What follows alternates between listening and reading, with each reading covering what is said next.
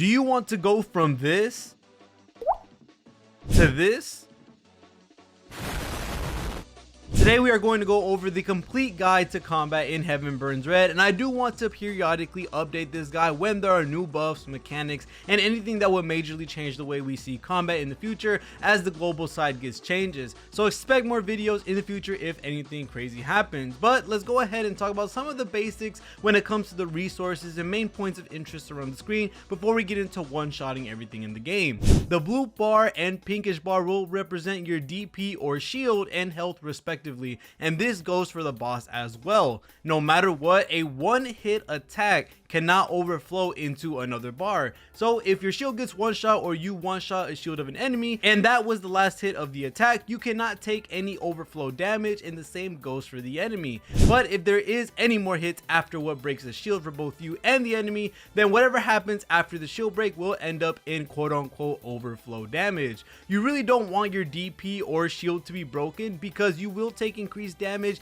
and if any of your teammates gets knocked out, that is a game over for the whole entire fight. Other than your DP and health, you'll also be looking at your SP or skill points and overdrive bar, which we'll be talking about very soon. Your SP will be what you will use your skills on. You will earn 2 skill points per turn, and this can be boosted even higher with certain characters' limit breaks, which I'll be talking about in another video. This skill can either do damage, buff, debuff, defend, or heal. You will not be able to use skills that are more than what SP you have. Of course, there are going to be certain exceptions of certain units that allow you to use skills with the cost of being at negative SP once you have done so, and not being able to use that skill again until you get out of that deficit. Lastly, let's get into the overdrive bar. This bar will be filled up based on the amount of hits you are doing with your units. This can be filled up even more with AoE characters or certain characters that have an overdrive boost in their specific skill. This overdrive bar can be built up to level 3 with the following levels giving you these amount of stats.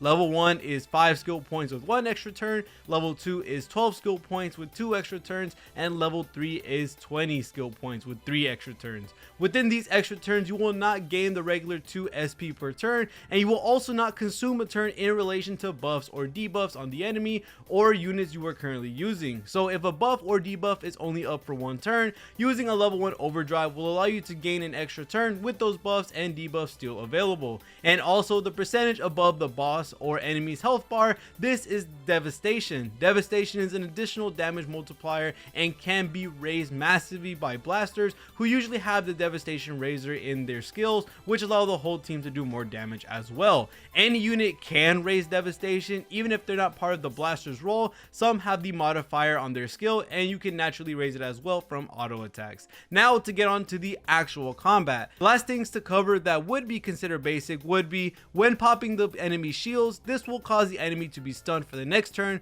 which will mean that they will not be able to take action for the turn that they lose their shield, and all actions will be performed left to right, with there only being 3 on field and the other 3 off field. Now that we have covered pretty much everything that covers the basics, now we can talk about the fun stuff, which is how to build an atomic bomb for all your score challenges and any of the bosses you are going to go against. And the way we build our atomic bomb is by buff and debuff stacking. But of course, this comes with some rules. Buffs and debuffs function differently. Debuffs are usually bound to a set of turns, while buffs are taken up after your first attack, usually. This includes both basic attacks and skills alike.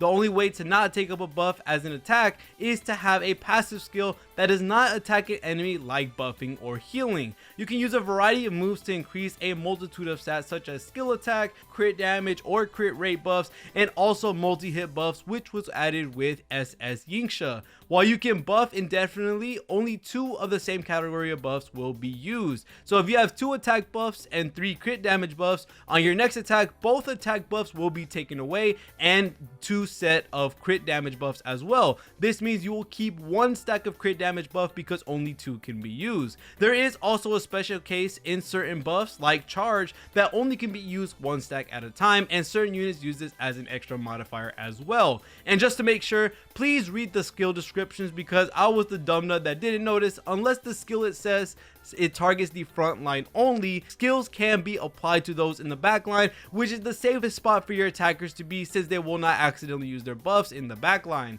There is also buffs in the shape of fields where a certain element can be boosted by laying the field down before you do the attacks to the enemies, which last permanently. Lastly, for debuffs that are applied to the enemy usually have a short amount of turns rather than the next attack like most buffs do.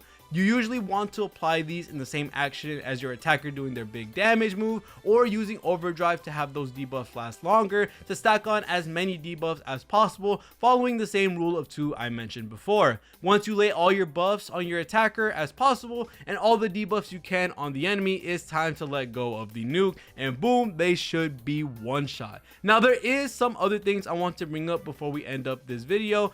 Fighting against a resistance is really not recommended because the amount of damage they resist will take a toll on not only time but also resources if the boss is tanky enough. Try to bring another unit of another typing or at least another element if your account allows for it. And if you're double resistant, well, you might as well be doing auto attack damage with your nuke of a move, because that is what's going to happen, because the resistances in this game are no joke. But one thing that I think is very important to note that are specific and will help with your damage: defense down and exposed work in completely 2 different ways. Defense down does exactly what it says, lowers their defense, while exposed only allows you to do more damage if you are already using the weakness to the enemy. So don't expect inflicting exposed will help if you aren't matching any of the enemy's weaknesses. And lastly, I do want to talk about the hit count buff, as SS Yingxia is currently on banner, and I do want to talk about how insane or how big of a buff she is to all accounts. Hit count is a difference in getting overflow damage and not getting the extra damage. Let's take Ichigo for example. Her ult is a total of 1 hit, which kinda sucks. Her buff stacking will only allow her to pop the shield, and then you would have to do it all over again. Because damage does not overflow, even if you do 200,000 damage, a 20k shield will eat up the rest of the 180,000 damage because it was a singular hit.